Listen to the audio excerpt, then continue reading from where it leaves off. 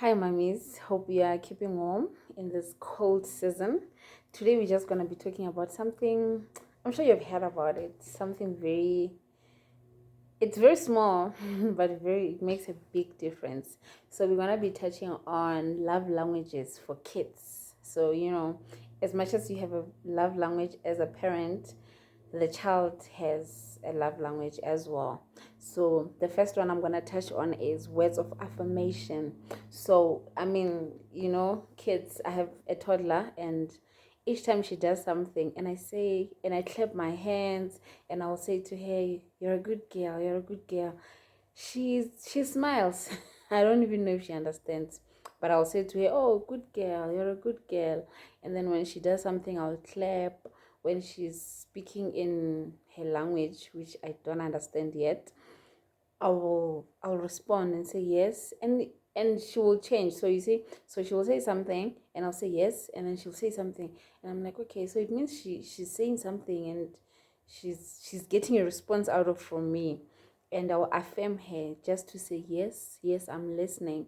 So for other mummies who have older kids, I mean, when a child has went to school and they come and they want to explain to you some long story which you don't even understand, just keep listening. Yes, Safela pelo, I don't know how to explain it. Some fela pelo, just keep listening. Yes, I hear you, or I understand, or ask questions. When they ask you, oh, I passed, I was the first one at school, I was the one, the teacher called me and said good boy or good girl.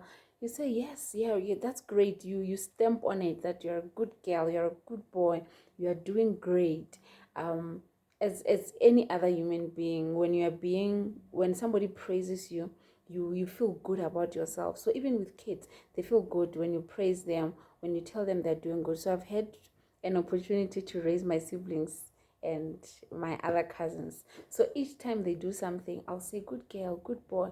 So I remember the interaction I remember nicely was with my little brother. Each time he does something, I'll say good boy, and he will be happy.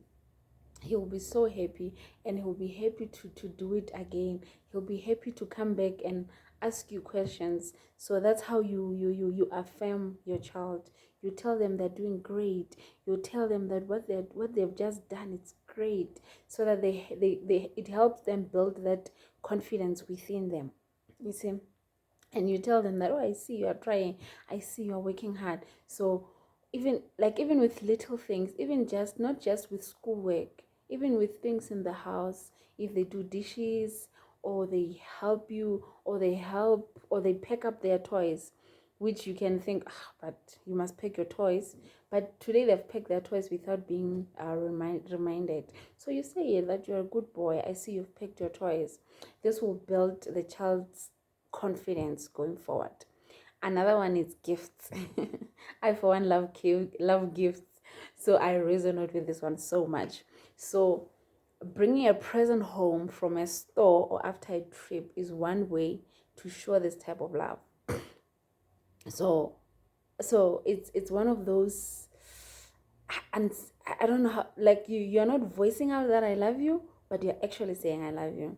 So for those with older kids, when you've traveled or you've went to work, I mean, a little something, it doesn't have to be a big thing. You can just get sweets or something like that.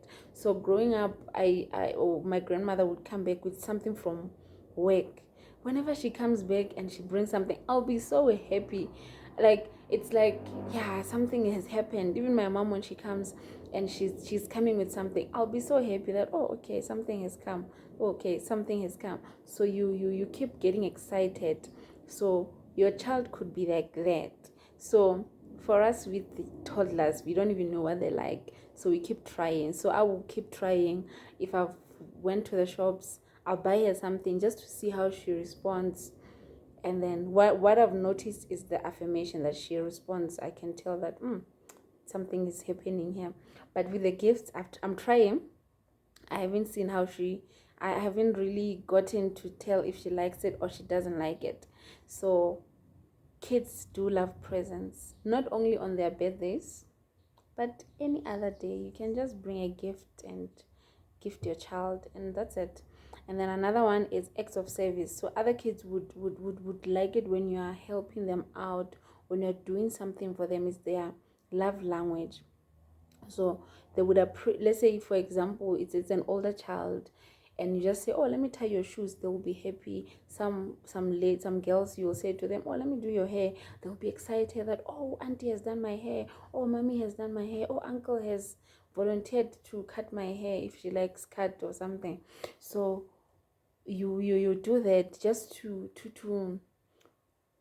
give them, to show them that affection, to show them that love, to say, look, I love you. Some kids would appreciate it when you hold them. Some kids love to be held. Like, you just hold the child, they'll be happy. They like to be hugged and all that. So with the acts of service is when a child appreciates it, when you do something for them and all that. So let's keep loving the bundles. As we continue loving them, let's keep learning which love language resonates with our kids. Let's check which love language resonates with them, which one do they respond to, because it's not all kids that will respond to gifts. Some kids are not into gifts. When you buy them something, they probably don't even like it. You get them sweets, they don't like sweets. You buy them chocolate, they don't like it. You buy them zimbas, they don't like them. So keep checking which love language your child resonates with, and stamp on it. Let them receive the love from you. Let them receive the love at home. Like, I mean, there's no better place to receive love than at home. So keep giving the love, keep assuring them, keep showing them the love as you've been giving them the love since they were in your belly. So let's keep loving them and showing them so much love.